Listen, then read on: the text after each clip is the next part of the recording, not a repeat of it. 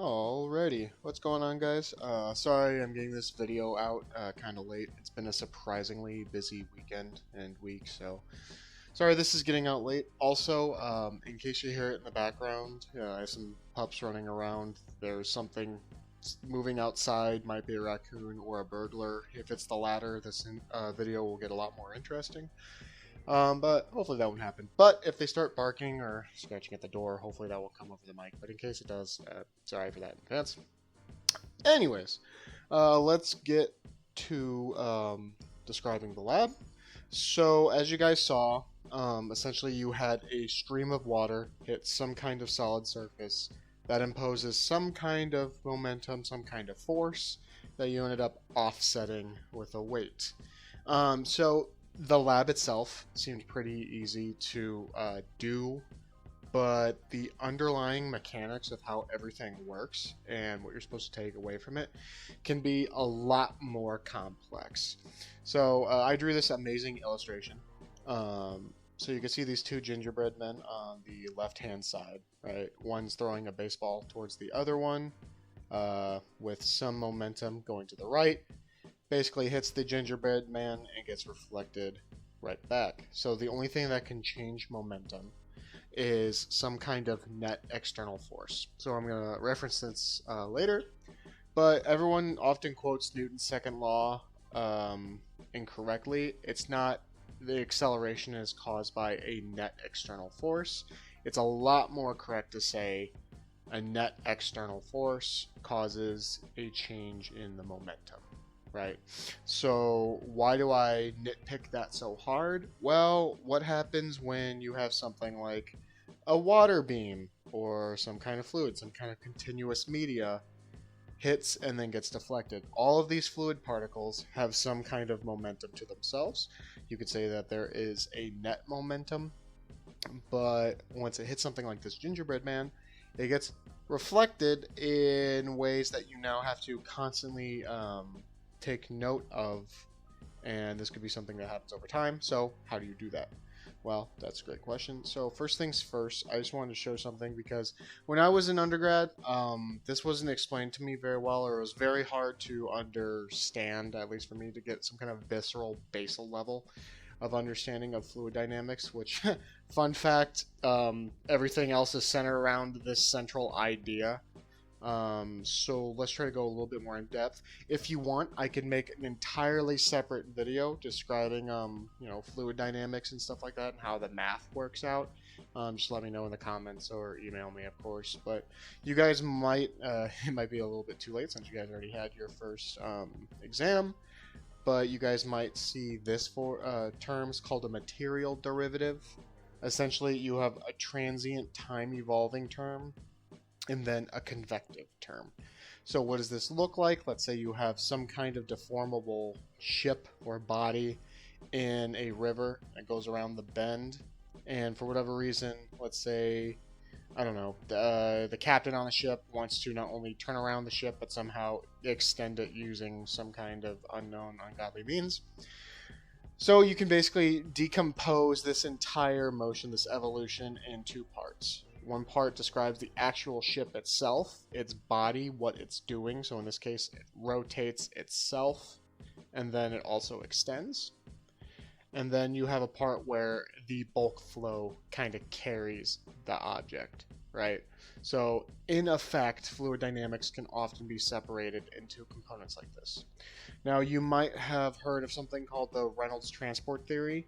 I'm going to be real with you. If you want to understand fluid dynamics, if you want to try making heads or tails of any of it, you got to know how Reynolds transport theory works and then how to do it successfully.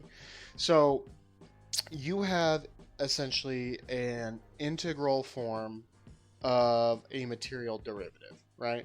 So reading the left to the right, so I want to ask the question, how does a scalar quantity, we'll call it rho, in this case it could be density, or it could be energy, could be, I think pressure would work, but in an enclosed volume, V, how does that change over time?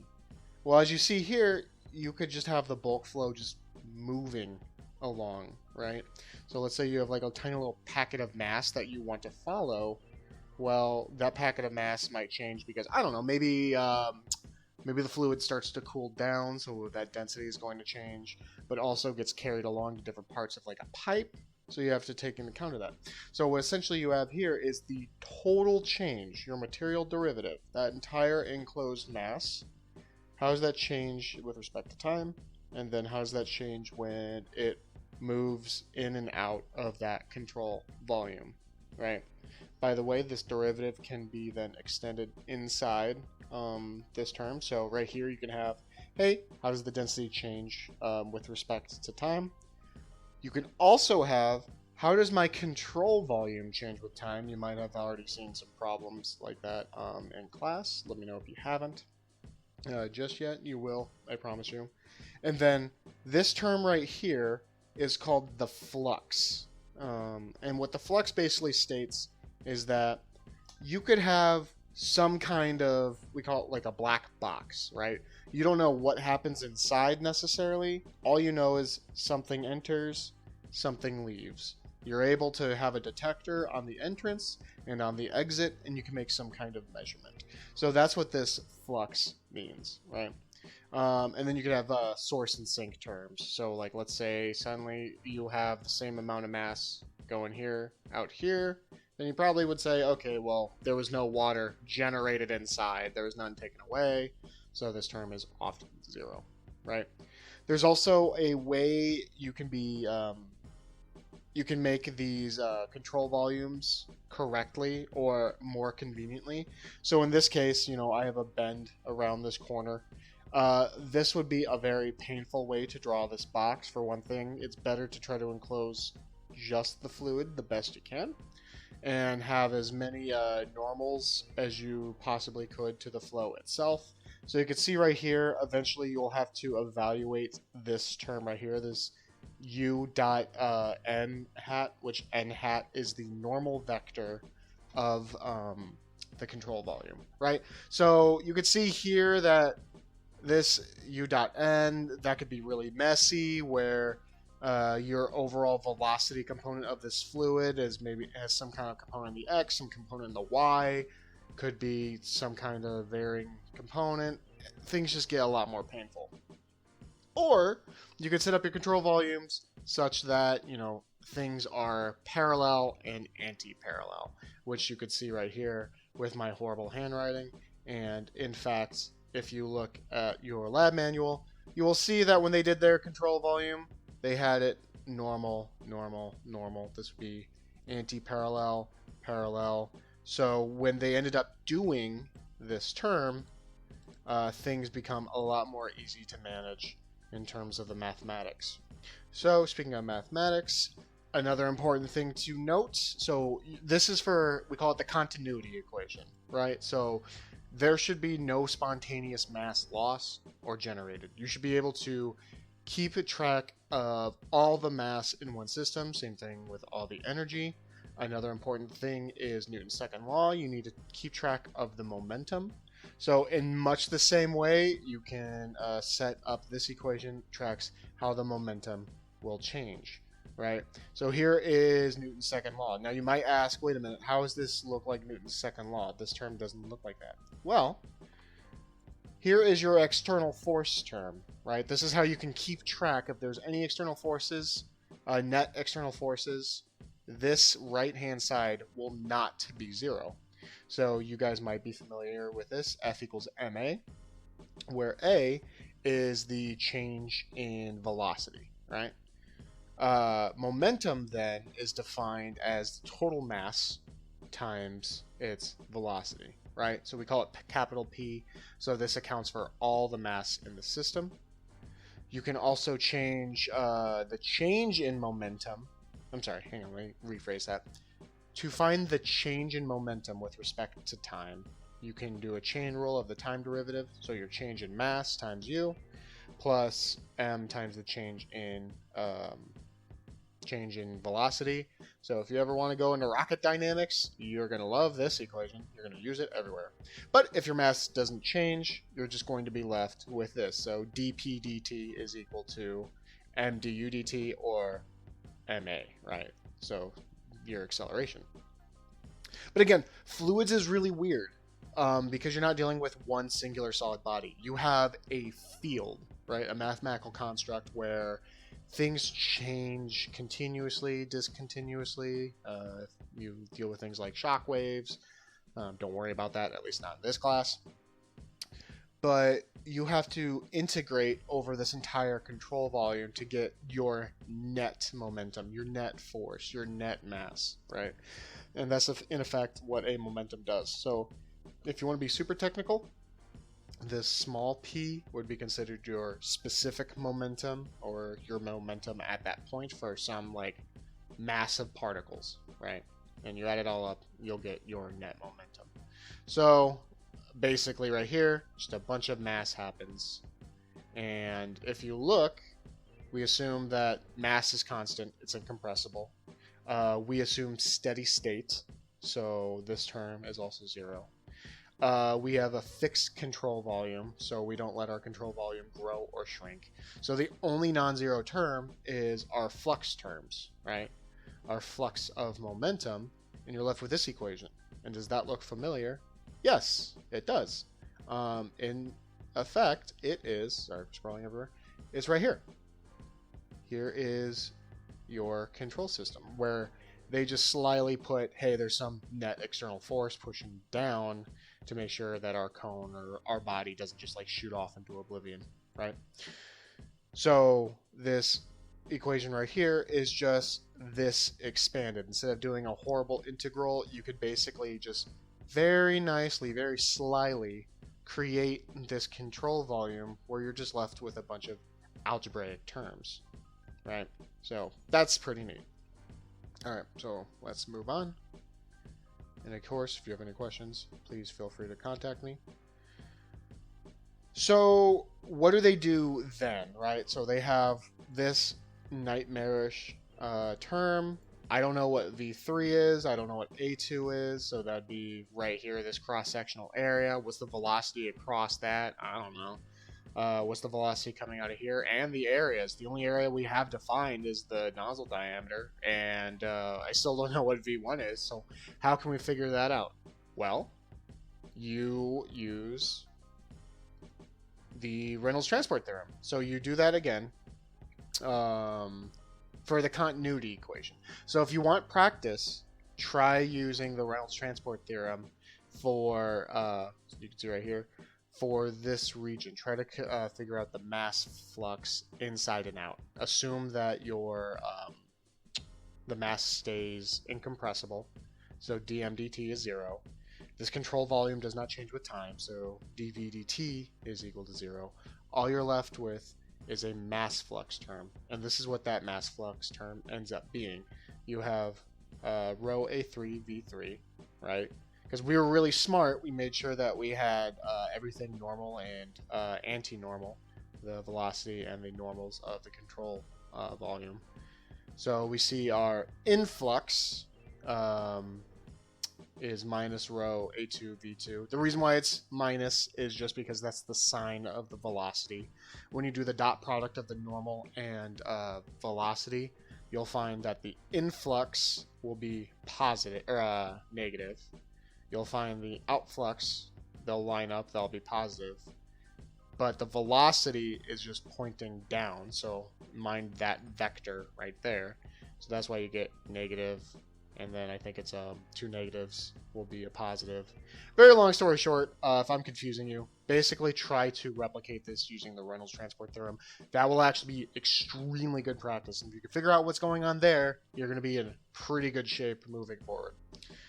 Anyways, you might have recognized that this term rho AV, that's actually a mass flux or mass flow rate, right? Considering that we have some kind of conserved value of the mass flow rate coming out of the nozzle across this cross section, coming out of this control volume, that should all be constant. So you can relate the mass flow rate to all 3 of those parts. So that helps whittle down our equation a little bit. Next thing we do, if we look back at the conservation of momentum, we can actually whittle this down even further by recognizing that we can break apart this v squared term into v rho a. Well, hey, that's just m dot. So we're left with m dot times this quantity. And then once again, you should try getting this one from the Reynolds transport theory. It's a little harder, but you can derive the Bernoulli equation from Reynolds transport theorem. In effect, they relate the change in energy from here to here, and then from here to here. You end up getting terms of V2 and V3 in terms of V1 and the changes of height, which we give you. And then finally, we have f of y is equal to this whole shebang, right? The only variable that we don't know is V1. Well, we can get V1 experimentally by measuring the volumetric flow rate, which you saw in lab, will just be the amount that you collect using the volumetric measurements over some time that it took to collect. And you can rearrange that to get V1. So what does that look like? Great question. Here is someone's data. Of course, you'll have your own, but I'm going to show you how to analyze it. Thank you for the person who sent this to me. I am forgetting your name, but thank you. So what it looks like originally, you have this table that you fill out.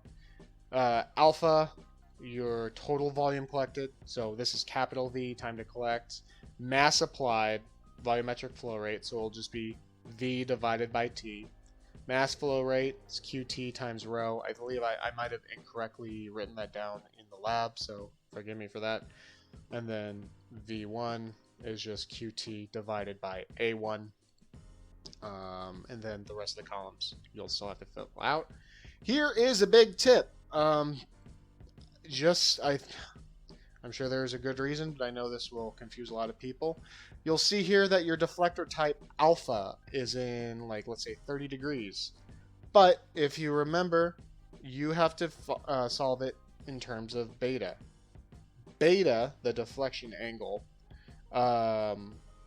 is given by up here. Beta is equal to alpha minus 90 degrees. Okay, so what I would recommend, create an additional column right there, right? You will need this. It's very important that you have it in terms of beta and not alpha, right? Here's another thing too. You guys will probably notice that when you did your collected volumes, the volumetric flow rate gives it in terms of liters. So what I'd recommend is create another column where you convert liters to meters cubed, right? I believe you just you divide it by 1,000. It has to be in meters cubed. You want to make sure you have consistent units. So you can see here, here's the time it took to collect. You'll have your volumetric flow rate, which is V divided by T. Mass, multiply it by the density of water at 20 degrees Celsius, or just 1,000. I'm not going to be that nitpicky, but you might get better results. Velocity is just your volumetric flow rate divided by A1. A1 is found using the diameter of the nozzle. So pi. By the way, if you ever want to write pi instead of doing 3.14, blah, blah, blah, what you can do is hit pi, and then since it's a function, make it an empty function with no argument, and it'll give you the full expanded version of pi. It's just a quick way to do that. And that's how you get area, right? Divide it, V1, H3 minus H1. At the top of all of your tables, you will see here, it's given, right? So don't gotta worry about that. And then your measured force will just be the mass applied times gravity, 9.81. Or 9.8 if you're wanting to use that. That'll be your experimental force. That was the force to balance out the momentum change from hitting the deflector, right? So that's how you get that. And then your theoretical force will be that massive equation right here, right? So you'll plug in m dot v1, and then your difference is sine beta. This is a really important thing. I think there is a function, sine d, no, D sine. Okay, no, there is not. So, to put in perspective, sine of 30 degrees should be 1/2. Well, you'll notice if you type in 30 degrees, you get not that. What you actually have to do is you have to put it in terms of radians, right? So 30 degrees in radians is sine pi divided by 6. You can see here it's 1/2. So make sure when you do your angle measurements, either have a column where you convert your beta from degrees to radians, or you could just do, your degree measurements times pi divided by 180 to convert. You got to do that, otherwise you're going to get something that's incorrect. So you'll do that for everything. You'll do that for all your charts. And then what you'll make these charts right here. So for every single one of these trials, so there's I think there was 6 trials, so you'll have 6 graphs for those, and then you'll have one bonus one that I'll describe later. I want to see velocity as the x-axis and then force as the y-axis, right? So in case you forgot how to do that, I'll show you real quick. Use this one. You can do smooth lines or markers. For now, since I have a theoretical equation, just use smooth line with markers. So it's completely blank. Select data, add, and we'll do a series name. We'll call this experimental. Our x value will be these values. And then our measured force will go here as the y. You can see here it kind of looks a little funky. That's all right. Add, we have theoretical. Oops, theoretical. And we'll have our x values like that yet again. And then our theoretical force right here. And then before I do anything, go to quick layout, select the first option. Everything looks good. One thing you should do is, so if you just have this, if you didn't have that sidebar, double click one of the features. And sometimes if you might see that you only have one piece selected, that's okay. Just click out here, click back in this line, go to this paint bucket. This is experimental, so we want to remove the line. We just want data points, not a trend. And then for theoretical, go to marker options, still in the paint bucket, and remove your markers. So now you have a nice smooth curve, and you can see where your experimental points lie. This is velocity in meters per second, and this one is force in newtons. And then up here, if you want to say like smooth 30 degree cone, right? So that's what you'll do, and you'll see like you'll have different curves for 90 degree. This one is actually really good. 120 degree deflector, so on and so forth. So some people got some really weird measurements where, like, let's say, I don't know, for whatever reason, this one's like really low or really high. That's okay. Keep it on your graph. But what you're just going to do in your report, you'll say this data point is probably an outlier, right? Let's say like this one, I didn't like this data point for whatever reason. It really looks bad. I'll just go to that point, which I think is this one, and I'll just say, hey, that's an outlier, right? This might be an outlier. Could be there something happened in the pump. It's just one of those things where, like, I don't want you to necessarily throw it away. This is, being intellectually honest, but you could just say, we believe that this is just an outlier due to some kind of fluctuation or whatever have you, right? So you'll have 6 of these for each trial. Then, and this is the interesting one, I want to figure out what is the effect of roughness on the curve, on theory. So if you'll notice, right, we assume in the making of this equation, everything is smooth. If you look inside the equation itself, you can see we have our net flux term here. We have no losses. We have no losses to friction. We have no losses to turbulence and stuff like that. So it is not accounted for here.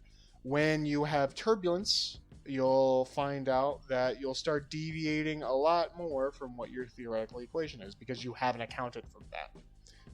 correctly at least, right? So you can see here, I plotted all of these at the same time. So here are my smooth. This is all of these are the 30-degree cones. You can see here the triangles are rough, and then the X's are very rough. You can see an outlier right here. That is what it is. And here's the theoretical curve. Real quick to make these, because it might be difficult, for one thing, if you're printing in black and white to like a published journal or to your boss, or like me who has trouble seeing color, sometimes it's better not to use color delineators. Instead, if you go to marker options, instead of doing automatic, go to built-in. You can change what those pictures look like. And if you're really cheeky, you can change a picture to be something definable and not inappropriate, but you can change it to there, and you can also change the sizes in case it's difficult to see those, right? So that's how you make these delineations. Make sure that you have all of these plotted on the same graph. Now, you might be asking, what am I to get from that? And this, I haven't checked what the third lab is, but it might be drag force. You'll see here, right, so for 0.2 newtons, right, for the smooth cone, notice how you have to speed up your volume, or speed up the mass considerably, your water mass that's coming out, quite a lot to get 0.2 newtons. You can see here, the flow rate's pretty slow, right, but look how much force you still get with almost half the speed. You get a lot of force, right? So you can see here, really relatively slow rate, and you already have 1.2 newtons. So you can see here the effect of roughness on force. In other words, you have a greater drag force. So if you're with me for this long, you'll notice that I ask in the introduction, hey, what are some applications here? Well, for one thing, there is a lot of applications for jet impingements, from anything to laser jet printers, fire hoses. If you really want, there's even, this is not with water, but you have laser beams, photons hitting solar sails to accelerate them. But in general, changes of motion, drag, you can kind of demonstrate, at least for this one, how surface roughness will impose more force exertion. Like, it'll change the momentum in different ways than you would not expect. But yeah, there are some applications. And again, just look up applications of jet impingement and you'll get a litany of them. So that's as far as the theory goes. That's as far as the experimental data, how to analyze it goes. And then one more thing that I want to talk about is your reports. We are finishing grading them. One thing I've noticed, okay, on your abstract, so let me pull up how I'm analyzing them. On your abstract, I've seen that everyone's just like, this is how we briefly did it, and then they'll say, and then we compare experimental data with theoretical predictions, and then they leave it at that. Go one step further and say, you know, we found that our data matches up with whatever the theoretical predictions are. Maybe there's like some kind of error, right? I want you to tell me is like, okay, did you do it? Did it work? Don't just say like, we compared it and leave it out. That's like super important for abstracts, right? Introductions. Once again, give me some kind of engineering application, but also give me a source. Basically, I just want to see that you actually did some research, you looked into other things outside of just the class. Also, explain your specific phenomenon. Assume that the reader does not really know what exactly the physical phenomenon is. So in this case, what does it mean to have fluid have momentum and change? Like, what is the Reynolds transport theory, right? What is jet impingement? Outside of that, I mean, you did pretty well. Graphs were good. Conclusion, or your discussion. Make sure you have all the discussion questions answered in discussion. Don't put them in the conclusion section. I just want to see them all here. Makes grading a lot easier and helps flow better. And then conclusion. I want to know real quick, what was the brief overview of how you just did the experiment? How did you measure it? Did it align with theoretical predictions, right?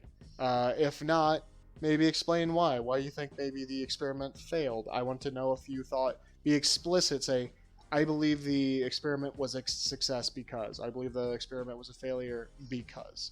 And then I want you to tell me, how could you improve on it? I know a lot of people weren't telling me how they can improve on it, so I want you to like think about like, hey, if I were to ever do this again, this is what I would do. And also, we do read that sometimes just so we can adjust the labs for next semester. So just know you are doing a service to academic humanity. So congratulations.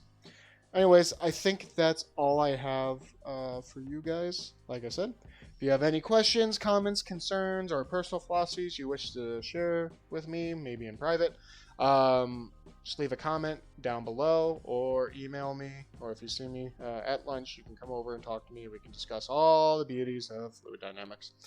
So anyways, that's all I got. I will see you guys later.